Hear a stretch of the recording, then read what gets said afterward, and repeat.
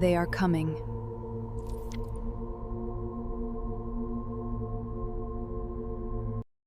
Provost Nemel Vask had watched the girl die 8 times, and he was going to watch her die again, because the count was wrong. He sat alone in a review chamber on the 9th level of the Directorate of Record, a room designed for exactly this, and he played the file from the beginning for the 9th time. The recording was clean. Counsel execution feeds always were. 3 fixed angles, no editing, time-stamped to the 1,000th of a second, distributed to every member world as a matter of procedure. Angle 1, the assembly floor. Angle 2, the girl. Angle 3, the tribunal. She was very small. That was the first thing anyone noticed, and Vask had noticed it 8 times now. Human females of her age were not typically small according to the reference material, but this one was.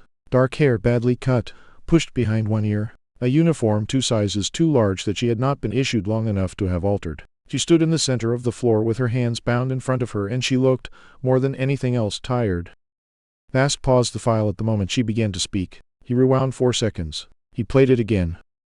Meridian Transit, the girl said. Sealed actuarial file, reference 994. Recorded transit loss 86. Actual transit loss. He paused it there. He always paused it there. 8 times he had played this file, and 8 times he had counted the seconds between the girl finishing her sentence and the discharge of the tribunal weapon. The procedure was explicit. Sentence delivered, final statement permitted, discharge authorized. There was a mandated interval of 1.4 seconds between the conclusion of a final statement and discharge, to allow the presiding arbiter to withdraw authorization. 1.4 seconds. Vask had counted 2.9. He counted it again now, watching the timestamp crawl. 2.9. The weapon discharged 1.5 seconds late, and in those 1.5 seconds nothing happened. Nobody moved. High Arbiter Taro did not withdraw authorization. The girl did not speak again. The floor did not shift. 1.5 seconds of a room full of people doing absolutely nothing, and then the beam, and then the girl was not there anymore. Vask sat back. An error of 1.5 seconds in a counsel execution feed was not possible. The feeds were machine-triggered. The interval was hard coded into the tribunal apparatus itself. It did not depend on anyone's reflexes. A 1.5 second delay meant the apparatus had been interrupted, or the file had been altered, or the file was 1.5 seconds longer than it should be, because something had been added to it. He made a note. He did not know yet what the note meant. 430 light-years away, in a prefabricated office on the Nevada Relay campus, Dana Whitlock was signing a form. The form was decommissioning Notice 12B Departmental Consolidation, and it dissolved the Legacy Transmission Maintenance Group, which had 4 employees, one of whom was Dana. She had been given the form at 10 in the morning, and had spent the intervening 6 hours reading it properly, because in her experience nobody read forms properly and it always cost somebody something later. Page 11 listed the assets being transferred to archival status. She went down the column with a pen. Deep Space Network Legacy Nodes, transferred. Kuiper Telemetry Buoys, transferred. Sunflower Array, 40,000 units, funded program terminated 19 years prior, archival, no action required. Dana tapped the pen against her teeth. No action required was a phrase that always made her nervous, because it usually meant nobody has checked. She pulled the checksum log for the nearest unit, which was Sunflower 14, drifting a little over 11 light hours out and doing nothing anybody had asked it to do since before her hair went gray. The checksum came back green. Receiving. Rebroadcasting. Of course it was. It had no way not to. She signed page 11, initialed the bottom, and put the pen down. Somewhere out past Neptune, in a hole the size of a filing cabinet with a sail the size of a football field, a 19-year-old machine listened to the dark and repeated back everything it heard, exactly as it had been built to do, exactly as it would keep doing long after everyone who signed the form was dead. Containment, by every measure the Directorate used, was flawless. The girl's statement had been transmitted live to 11 member worlds under standard tribunal distribution. Within 90 seconds of the discharge, the Directorate had clamped the feed at every relay node in council space, 940 of them, simultaneously, a coordinated seizure of the entire information architecture of 12 civilizations. It was, Vask thought genuinely, impressive work. 3,000 years of institutional practice, executed perfectly. The number the girl had begun to say was never completed. She had reached the words actual transit loss and got no further. The record showed 86. The record would continue to show 86. Vask filed his report at the 11th hour and slept badly. The query came in 9 hours after the discharge, routed up from a mining installation on Kesh Moon, which was a rock with an atmosphere plant and 411 contract laborers and no diplomatic status whatsoever. Kesh Moon had no tribunal feed. It had no relay clearance. It received council traffic on a single narrowband channel used exclusively for supply scheduling. Kesh Moon had gone dark for 4 minutes and 11 seconds. When the channel came back up, the installation foreman had submitted a formal information request in triplicate through the proper agricultural supply channel because it was the only channel he had. The request read, "Who is Piper Ansel, and what is 11,402?" Vask read it standing up.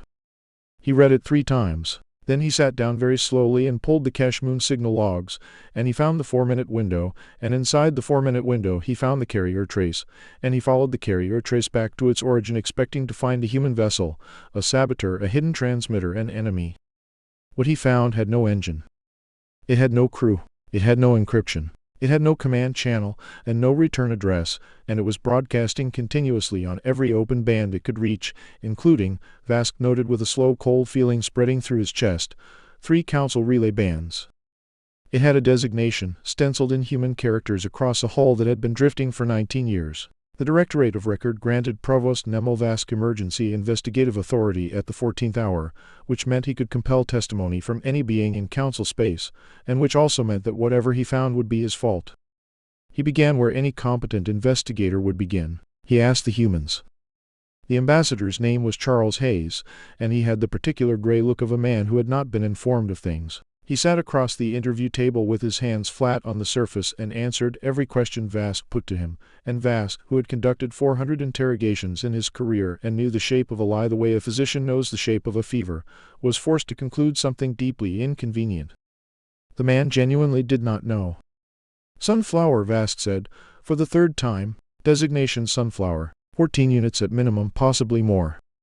"I have never heard the word." "It is a human word. It is a flower. It grows in fields. It turns to follow the sun. That is the entirety of what I know about it, Provost. I am a diplomat. I could not tell you the designation of any vessel in the human fleet." "This is not a vessel." "Then I certainly cannot tell you." Vask studied him for a long moment. The human's pupils were steady. His hands had not moved. There was no elevation in his surface temperature, no adjustment in his posture, nothing at all except the flat, exhausted bafflement of a man being asked about something that had never crossed his desk. "Ambassador, 9 hours after your clerk was executed, an installation in a system with no tribunal access received her statement in full, including the portion she did not live to complete." Hayes went very still. "She said the number," he said. "Something said the number." He tore apart Piper Ansel's life next and found nothing, which was worse than finding something. Her quarters contained a bed, 41 items of clothing, a device for heating water, and a great deal of paper. She had printed things. Vask found this genuinely strange and made a note of it. Her workstation logs went back 6 months and contained no encrypted traffic, no anomalous access, no contact with any human military apparatus. Her messages to her family concerned a sibling's illness and the cost of housing. The file she had opened, sealed actuarial reference 994 Meridian Transit, had been opened once, from her own terminal, under her own credentials, with no attempt whatsoever at concealment. She had then done something that Vask read 4 times before he accepted it. She had filed a correction request. Asterisk reference 994 appears to be misfiled under agricultural scheduling. Content does not match category. Recommend recategorization to transit loss records. Also, the transit loss figure in the header does not match the figure in the appendix. One of them is a typing error. Which one should I correct? Asterisk. Timestamped. Submitted through the proper channel. Routed automatically to the Directorate. The girl had not stolen anything. She had found a filing error and tried to fix it, and the system she reported it to had killed her for it. Vask sat with that for some time. Then he set it aside, because it was not relevant to the investigation, and because it was becoming difficult to look at. The anomalies were multiplying. Kesh Moon was the first. By the 16th hour there were 6. By the 20th there were 19. Vask stopped submitting hourly counts at the 28th hour, when the number reached 140, because a figure that size would be escalated to the High Arbiter, and the High Arbiter would take the file away from him, and he was not finished. The pattern was not a pattern. That was the problem. The affected worlds had nothing in common. Some were core systems with full relay clearance. Some were labor installations with a single narrowband supply channel. Some were agricultural collectives with no scheduled contact of any kind for 11 days. They were not connected by trade route, by species, by political alignment, or by physical proximity. 2 of them sat on opposite arms of the galaxy. What they shared was this. Each had gone quiet for a few minutes. Each had come back asking who Piper Ansel was. And then it became worse. The Threat Collective on Bellon Reach did not receive the execution statement. It received a grain quota ruling from 206 years prior, a ruling the Directorate had suppressed at the time because it showed the quota had been set 40% above sustainable yield deliberately, as a pressure instrument. The Corvani shipyard at Howell received a casualty manifest from a mining collapse the Council had recorded as a structural inevitability. An orbital habitat above Sen Prime received 9 minutes of a closed tribunal session from 90 years ago, in which 3 arbiters discussed at length, in plain language, which member species could safely be lied to. Vask read the transcripts, one after another in a room that had grown cold, and understood that whatever this thing was, it was not transmitting the girl's execution. It was transmitting everything it had ever heard. And the Council's relay network had been talking, on open bands in the clear between trusted nodes, for 3,000 years. How many of them are there? The human attaché was a junior trade officer named Sun Hee Park, who had been in the building when the lockdown came down and had spent 2 days sleeping in a conference room. She looked at Vask with the specific hostility, as someone who has recently watched a colleague die. How many of what? Sunflowers. Give me the fleet strength. Give me the deployment schedule. Give me the command frequency, and I will recommend clemency for every human in Council space. I am not authorized to make that offer, Officer Park, so please consider it carefully. She stared at him. Then she pulled out a personal device, and Vask felt the first genuine spike of alarm. Because she was not encrypting anything, she was not requesting a secure channel. She was doing the thing humans did when they wanted to know something. She was looking it up. Sunflower Array, she read. Deep Space Public Outreach Initiative. Launched over an 11-year period, beginning 30 years ago. 40,000 units. 40,000. 40,000. Vask's hands had gone still on the table. What is their armament? They do not have armament. They are transmitters. She scrolled. Solar sail. Passive receiver array. Broadband repeater. No engine. No steering after deployment. No shutdown command. She looked up. It is a hello. That is the whole design. You launch 40,000 cheap radios in every direction and one day somebody finds one. There is a shutdown command. There is not. There is always a shutdown command, Officer Park. Nothing is built without a means of stopping it.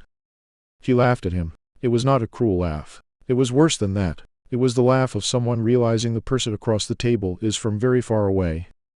They were built by a public program, she said. The budget was roughly the cost of one destroyer. They cut the authentication module to save weight. There is no command channel, because a command channel is a thing that can be hijacked, and the entire point was that anyone who found one should be able to understand it without asking permission. No encryption. No handshake. No owner. She shrugged. You could stand in front of one and shout, and it would repeat you to the whole galaxy. That was considered charming at the time.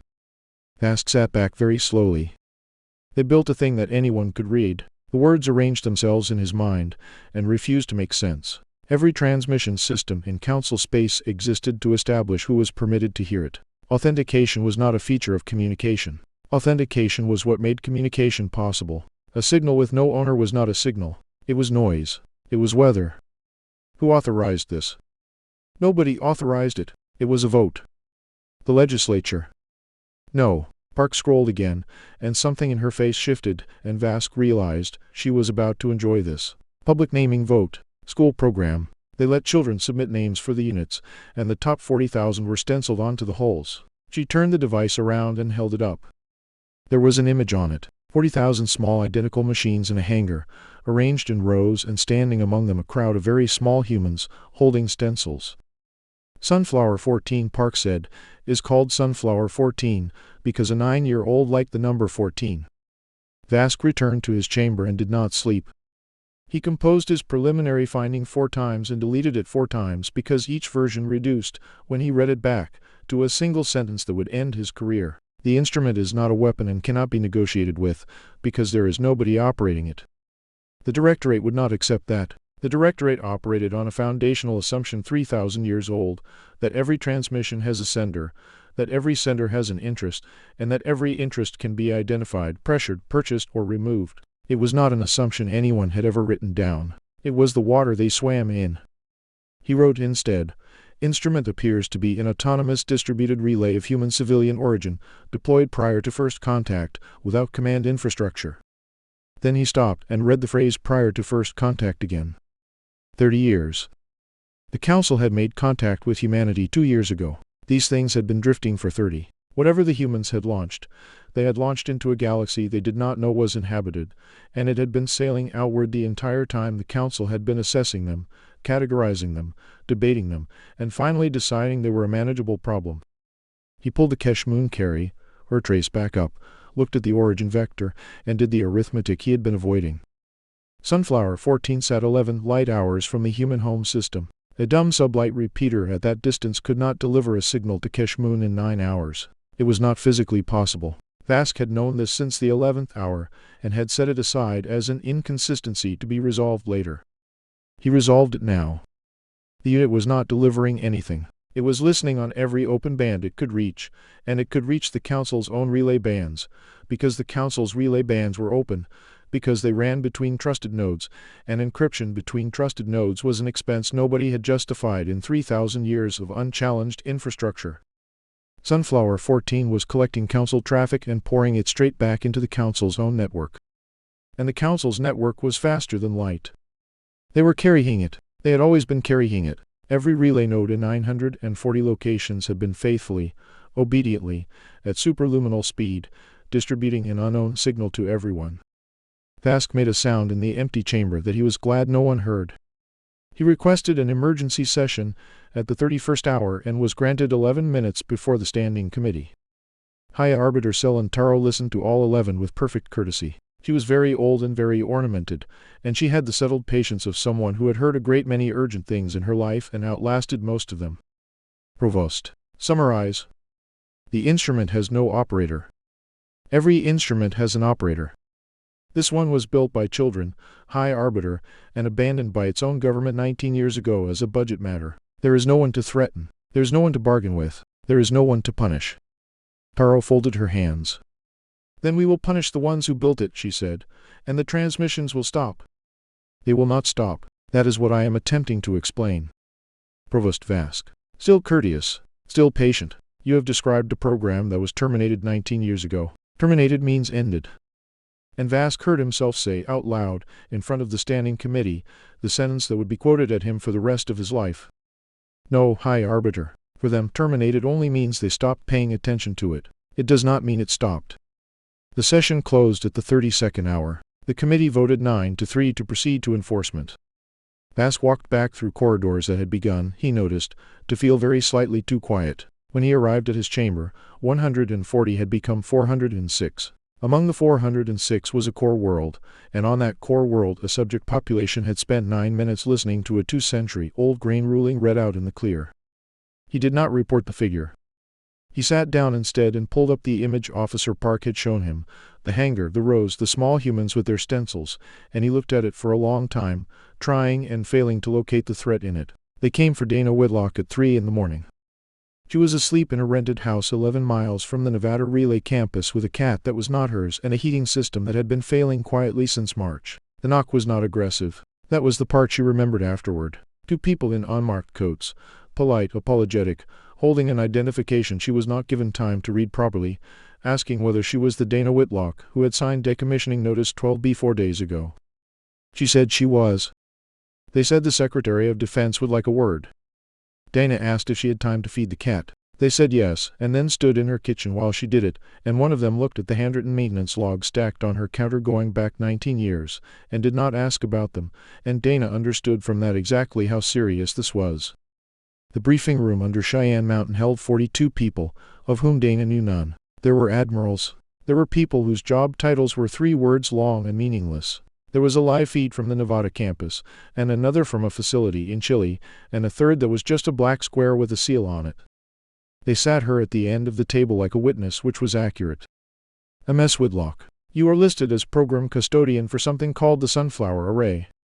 Grade 4 relay maintenance, Dana said. Custodian is a strong word. I'm the last person who still has the file. Can you turn it off? She had been asked a great many questions in her career, most of them about scheduling. She looked around the table at 42 people who had clearly been awake for a very long time, and she understood that whatever had happened, it had happened already. No, she said. Miss Whitlock, I need you to hear the whole answer, because you're going to ask it 4 more times, and I'd like to only say it once. She pulled the folder toward her, the paper one, the one she had brought from her kitchen counter. Sunflower was a 1980s idea built in the 2040s. 40,000 units. Cost about the same as one destroyer, which is why it got approved, because it was cheap enough that nobody had to defend it in front of a committee. She opened the folder. Nobody stopped her. They're passive. Solar sail for station keeping, a receiver, a repeater, a power cell rated for 11,000 years. No engine. No steering after deployment. No transponder authentication. Why not? Because it was a hello. Dana looked up. That was the point. You don't put a lock on a hello. The whole idea was that if something out there found one, it should be able to understand what it was without asking anybody's permission. So we stripped the encryption on purpose. We published the design. We put the schematics in a public database that is still up right now, and anybody in this galaxy with a receiver can read exactly how it works. The room was very quiet. There's no command channel, she went on, because a command channel can be hijacked. There's no kill switch because a kill switch can be pressed by the wrong person. We built 40,000 things that will listen to anything and repeat everything and cannot be told to stop, and we did it deliberately, and at the time, it was the most optimistic thing anybody had ever done. An admiral at the far end said, "We can destroy them." Sure, Dana nodded. The nearest one is 11 light hours out. You can reach that one. There's about 600 inside a light year. You could probably get most of those in 8 or 9 years if you built a dedicated fleet and did nothing else. And the rest? The rest have been sailing for 30 years. She said it gently, because she could see he had not understood yet, and because she genuinely did not enjoy this part. The furthest units are 19 light years out. You cannot catch them, sir. Not because we lack the ships. Because they're not the problem. The problem is that everything they've already transmitted is 19 light years wide and expanding in every direction at the speed of light, and there is no object in this universe that can get out in front of it. Nobody said anything. You can shoot every sunflower in the sky tonight, Dana said, and it will change nothing at all. The signal is not in the machines. The signal already left. Provost Nemel Vask arrived on Earth 11 hours later under a flag of investigative privilege that 4 separate parties had tried to revoke. He was given nothing. No access, no records, no interviews. He was placed in a diplomatic holding suite with a window and told an escort would arrive shortly, and the escort did not arrive, and Vask stood at the window for 6 hours watching a human city function around him, and thought about the fact that not one being in that city knew what was coming. Then a woman in an olive coverall was shown into the room, alone, with a folder under her arm. "They tell me you're the one who worked it out," Dana said. Vask turned. "You are the custodian." "I'm the maintenance tech." She sat down without being asked. Custodian's a strong word. "Look, they wouldn't let me talk to you officially, so I told them I'd talk to you unofficially, or I'd stop explaining things to them. It's the only leverage I've got, and I'm using it once." "Why?" "Because you're the only one over there who believes us." She set the folder on the table. "And because somebody on your side needs to see the actual numbers before your council does something that can't be undone." Vask sat. It was, he would reflect later, the first time in the entire affair that anyone had offered him information without requiring authorization for it. "Explain the propagation," he said. So she did. She used paper. She drew a circle for the human home system, and 40,000 small marks scattered outward from it, and Vask watched a species' entire strategic posture being sketched by hand in ink by a woman who was, by her own account, 4 days unemployed. "Your relay bands are open," Dana said. "That's not a criticism. Ours were too for about 80 years, until somebody got clever. But yours have been open for 3,000, and you've never had a reason to fix it, because nobody's ever put anything into them that you didn't own. We are carrying it ourselves." "You're carrying it ourselves," she agreed, and did not seem to notice the grammar. "Every node you've got is a booster, and they're faster than light, so the moment one of our repeaters touches one of your relays, the material goes everywhere you go as fast as you go." Vask looked at the paper. "How long," he said, "until it reaches the core worlds?" Dana pulled the second sheet from the folder. She had done the arithmetic on the flight in pencil with corrections. "Your network already carried it to 406 systems in 32 hours, she said. "That's not propagation. That's distribution. You've got 940 relay nodes, and they're all doing exactly what they were built to do." She turned the page around so he could read it. whole saturation of council space, every member world, every subject world, every installation with a receiver. Give me the figure. 19 days. Somewhere behind Vask, one of the human staff officers who had been standing silently by the door for the entire conversation made a small sound and sat down on the floor. The ultimatum came the following morning. High Arbiter Selantaro delivered it herself, transmitted to every human settlement in the galaxy, courteous as always. Humanity would silence the Sunflower Array within 72 hours. Humanity would surrender all persons involved in its design and deployment. Failure to comply would result in the removal of human colonial presence from council space, beginning with the outer settlements. Dana Whitlock watched it in a briefing room with 42 people who had run out of things to say. They think we're refusing, she said. We are refusing, someone said.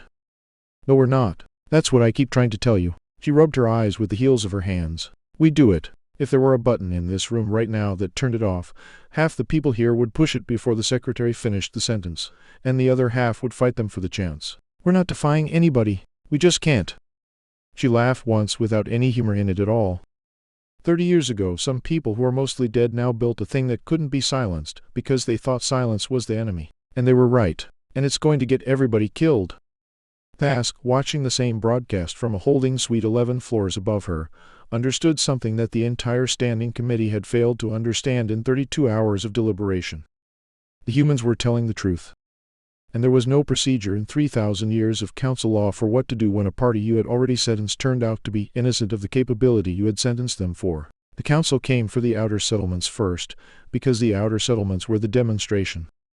Kepler's reach fell at the 11th hour of the 73rd. It was an agricultural colony of 9,000 people, 41 years old, known primarily for a variety of drought-resistant wheat that had been named after somebody's grandmother. The council did not glass it. That was not the procedure. The procedure was removal of colonial presence, which meant the orbital infrastructure was destroyed, the surface settlements were rendered uninhabitable, and the population was given 90 minutes to reach evacuation shipping that had capacity for 6,000. 3,000 people did not reach it.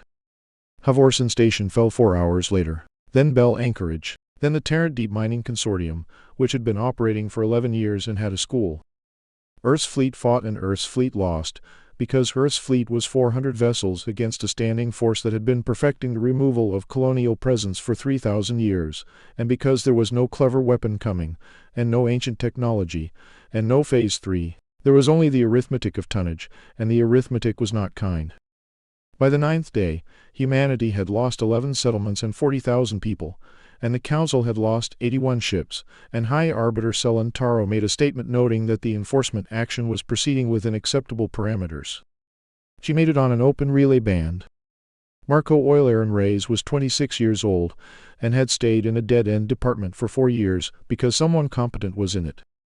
Dana had trained him. He had come in as a grade 1 with a good degree and an obvious plan to be somewhere else within 18 months, and then he had spent a week with her out at the Tycho ground array in a suit with a bad seal, and something had gotten into him. He started calling the sunflowers the dogs. Dumbest infrastructure in human space, he said. Can't sit, can't stay, can't shut up. Loves you anyway. He checked in with her more often than his job required. He had been doing it for 4 years. On the 11th day, when command decided that the near units had to be silenced as a good faith gesture regardless of whether it accomplished anything, Marco volunteered for the intercept crew, because he was the only person left in the department who knew the hull tolerances, and because Dana was on Earth in a briefing room and could not stop him. They reached Sunflower 14 at 11 light hours out. It was smaller than the training footage suggested. A hull the size of a filing cabinet, a sail like a football field, a stencil on the side that had not faded because there was nothing out there to fade it. Marco went out on a tether to place the charge by hand, because the unit was too fragile for a standoff shot, and would have simply scattered. He was placing the charge when the council interdiction element arrived. The recording exists because Marco's suit was on an open channel, and his suit was on an open channel because the suits in the Legacy Maintenance Division had never been upgraded, and had never been upgraded because the division was being dissolved for budget reasons. Asterisk, I see them. Or contacts close. Sarah, get the boat out, do not wait for me. Asterisk. Asterisk, Marco, asterisk. Asterisk, get the boat out. Asterisk. Then 31 seconds later, quieter to nobody. Asterisk, charge is set. It's a good little thing. Somebody should say that. It's a good little thing and it never did anything to anybody. Asterisk. The interdiction element fired. Sunflower 14 heard all of it. Sunflower 14 was, at that moment, doing the only thing it had ever known how to do. Sunflower 14 repeated it. Vask was in a council relay monitoring station on HAL when Marco Euler and Reyes died, and he heard it happen 4 separate times before the hour was out. Once on the open feed, once relayed through cache, once again through the Bellin cluster, once more, and this was the one that broke something loose in his chest, on a subject world agricultural channel between a supply depot and a harvest station, where 2 Threk laborers had stopped mid-conversation to listen to a human man say it never did anything to anybody before dying, and had then asked each other, on the same open channel, what a sunflower was. That question also went into the relays. Vask had been trying, for 11 days, to make the Standing Committee understand a principle he could not find adequate words for. He found them, finally, standing in a monitoring station on HAL at the 14th hour, watching the traffic scroll. They were not fighting a war and being recorded. The recording was the war. Every order they issued, every casualty figure they filed, every internal assessment passed between admirals on an open band because open bands were faster and nobody had ever needed to fix it, was being harvested by dumb machines that did not know what a secret was and poured back into the Council's own superluminal network and delivered free of charge at maximum priority to every world the Council had ever governed. The harder they fought, the louder they confessed. Vask filed his 4th report. He titled it Cessation of Enforcement, Immediate *, and he wrote in the summary field a single sentence. Every shot we fire it repeats. The uprisings did not begin with a leader. That was what nobody on either side had planned for. They began on Bellin Reach, where a Threk collective had spent 2 centuries meeting an agricultural quota that killed a measurable number of its people every year, and had assumed, the way subject populations do, that its suffering was local. Bad soil, bad management, bad luck. Then they heard the ruling, 40% above sustainable yield, deliberately, as a pressure instrument. And then 11 hours later, they heard the Corvani at HAL receiving their own suppressed casualty manifest, and the Corvani heard the Threk hearing theirs, and a habitat above Sen Prime heard both while listening to 3 arbiters discuss which species could safely be lied to. 3,000 years of separately kept grievances heard each other for the first time in a single week. There was no human agent on any of those worlds. There was no coordination, no supplied weaponry, no infiltration, nothing that Council intelligence could locate and remove, because there was nothing there to locate. There was only arithmetic finally becoming audible. And running underneath all of it, on every band, in every system, arriving again and again like a tide that would not go out, a young woman's voice reading a number. Meridian transit. Recorded transit loss 86. Actual transit loss 11,402. 11,402. The Meridian population had been resettled from 4 separate subject worlds. Every one of those worlds had families who had been told their people arrived safely and simply chose not to write. The Council had built its authority on a very simple foundation. It could not be contradicted, because it owned every channel through which a contradiction might travel. That foundation was now 19 light-years wide and expanding at the speed of light. They recalled Vask to the Standing Committee on the 15th day, which he understood was not a vindication. It was the search for someone to blame. The chamber was less full than it had been. 2 member species had withdrawn their delegations. A third had sent a functionary with no authority, which was its own kind of answer. High Arbiter Selantaro looked older. She was still perfectly courteous. Provost Vask, the committee requires your assessment of the human strategic reserve. There is no strategic reserve. You have had 15 days in the full authority of the Directorate. You will name their final instrument. And Vask, who had spent 140 years inside the machinery of Council record-keeping and had believed sincerely that information control was the thing that had kept 3,000 years of peace, stood in front of what remained of that machinery and said the truest sentence of his life. There is no final instrument, High Arbiter. There was never going to be one. He looked around the half-empty chamber. We have spent 15 days searching for the weapon behind this, and there is nothing behind it. There is a machine child named doing the job it was built to do, and there is us carrying it. Nobody spoke. Stop looking, Vask said. There is nothing to find. The only thing left to decide is what we would like the record to say we did next. The Council's final communication was not an ultimatum. It was a request, and it was very badly worded, because there was no existing form for it. The Standing Committee requires immediate contact with the authority responsible for the Sunflower Array, not diplomatic representatives, not military command, The designers. The persons who hold the authority to end it. Earth read the request in a room of 42 people who had been awake for 16 days and had run out of arguments. They still think there's someone in charge of it, someone said. There is, Dana Whitlock said. Sort of. There's me. She was given a borrowed jacket, because someone decided a coverall was inappropriate for the surrender of a civilization, and nobody could find anything in her size. It was navy blue and the sleeves were too long. She carried 2 things aboard the shuttle. A laminated schematic, single page, the public one, the one that had been in an open database for 30 years, and a plaque. Chamber on Hal had held 400 delegates once. There were 61 now. 2 member species had withdrawn entirely. 4 subject worlds had sent their own representatives, uninvited, and had not been removed, which was in itself the largest constitutional event in 3,000 years. High Arbiter Selin Taro presided because there was no procedure for her not to. Provost Nemel Vask stood at the recording position, which was where he had begun, and which was now the only office in the building anyone still trusted. Dana Whitlock walked in with her sleeves too long and set 2 objects on the table. Right, she said. Who wants to start? They asked her for the command authority. There isn't one. I brought you the schematic. It's the public version. It's been public for 30 years, and it's the only version there is. Taro said, you will provide the classified specification. That is the classified specification. There isn't a classified one. We published everything. Dana slid the laminated page across the table. That's the whole machine. 1 page. You could have read it any time in the last 3 decades. Vask said quietly from the recording position, we did not look because we did not believe a thing worth reading would be left where anyone could take it. 1. They asked her for the deployment schedule, and the strategic doctrine, and the contingency plan. There's no doctrine. It was an outreach program. It came out of a public engagement budget. 40,000 units, Taro said, is not outreach. 40,000 units was cheap. Dana rubbed her eyes. That's the whole reason there are 40,000. If you build one good one it costs a fortune, and if it breaks you've got nothing.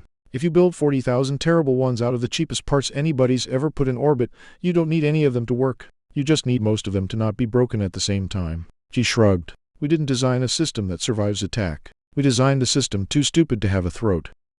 Vask again, and everyone in the chamber heard the exhaustion in it. We spent 15 days looking for the head of it. 2. They asked her, finally, the question the standing committee had convened to ask. Custodian Whitlock, what do you want? Dana was quiet for a moment. Nothing, she said. That's the part I've been trying to get somebody over here to understand for 6 days. We don't want anything. We can't turn it off, so we can't trade it. There's no deal available. I'm not here to negotiate. I'm here because you asked, and it seemed rude not to come. He pushed the second object forward. I brought you this instead. It was a plaque. Aluminium, cheap, the kind of thing bolted to a wall in a regional office. It had been in a hangar in Ohio, and then in a storage unit, and then, for 19 years, on the wall above Dana Whitlock's desk in a department that no longer existed. It listed names, not the designers, not the engineers. Not one adult name appeared on it anywhere. Sunflower array, naming program participants. 40,000 entries in 6-point type in columns, the handwriting of children rendered into a font. Ages next to the names. 7, 9, 11, 6. Sunflower 14, Dana said. 3rd column near the bottom. She's 41 now. She works in insurance. I called her yesterday to tell her what her unit had done, and she thought I was a scam. Taro stared at the plaque. This is your response. This is my answer to your question. You asked who's responsible. Dana tapped the aluminium. Them. That's the list. That's everyone who decided anything about this. Everybody who built it retired or died. Everybody who funded it moved on to other budgets, and the only reason there's a person in this room who knows how it works is that I kept showing up to a job nobody was watching. She looked around the half-empty chamber. You keep asking me what we built. We didn't build a weapon. We didn't build anything clever. She said it gently, and it landed like a dropped stone. We just never stopped. That's all. That's the entire difference between us. You had a machine you could switch off, and we had a habit. Free. Vask spoke at the 6th hour, when it had become clear that nobody else was going to. High Arbiter, I would like to enter a finding. Enter it. The sunflower array is not the instrument of our collapse. The array is a repeater. It originated nothing. He set his hands on the recording position, where they had rested for 140 years. Every transmission that has broken us was ours. The grain ruling was ours. The meridian actuarial file was ours. The tribunal session on which species may be lied to was ours, and we recorded it, and we archived it, and we kept it because we could not conceive of a circumstance in which anyone would hear it. He looked at Taro. We were not attacked. We were quoted. 4. The chamber was silent for a long time. And the girl, Taro said at last. The girl found a filing error and submitted a correction request. Vask's voice did not change. The procedure classified her as an intrusion, because the procedure has no category for a person who reports a discrepancy without wanting anything for it. We killed her for good record-keeping, high arbiter, and then we transmitted the killing on an open band at maximum priority to every world we govern, because that is also the procedure. *5. The council did not fall in the chamber. Institutions do not work that way. It came apart over 11 months in ordinary steps. 2 more member species withdrew. 4 subject worlds declared for a body that did not exist yet. A grain quota was renegotiated. The Meridian families received a list of 11,402 names, and there were arguments about the list, because 40 of the names were wrong, and the arguments about those 40 names went on for years and were, by every account, the healthiest thing that had happened in that region of space in 2 centuries. The 3 species who had abstained from Piper Ansel's execution were not spared by human mercy. Nobody spared them. The record simply showed that they had abstained, and the record was the only authority anyone recognized anymore. Piper Ansel stayed dead. Marco, Euler, and Reyes stayed dead. Kepler's Reach stayed uninhabitable, and Halvorsen's station was not rebuilt, and the 3,000 people who did not reach the evacuation shipping did not come back. Dana Whitlock went home. She was reinstated at grade 4 in a department of 1, in an office with a plaque on the wall, and she spent the remaining years of her working life on the problem that nobody in either civilization had wanted to look at. The array could not be turned off of the council. It also could not be turned off for humanity. 40,000 units. A power cell rated for 11,000 years. Still listening. Still repeating. Still pouring everything it hears into every open band it can reach faithfully, obediently, with no capacity whatsoever to distinguish between a war crime and a private conversation. Dana filed a recommendation in her final year. It ran to 400 pages, and was titled * Long-Term Custodial Considerations, Sunflower Array. * Nobody read it. It was archived in a public database unencrypted where anyone could take it. Someday that will be somebody's problem. Vask retired to the Directorate Archive and spent his remaining decades on a project he never completed, which was a full accounting of every council transmission the array had captured, arranged by date. He was asked once near the end, by a young Threk historian, whether the council could have survived it. He thought about it for a long time. We asked what they had built, he said. For 15 days that was the only question in the chamber. What did they build? Where is it? How do we destroy it? He shook his head slowly. We should have asked what they never bothered to stop.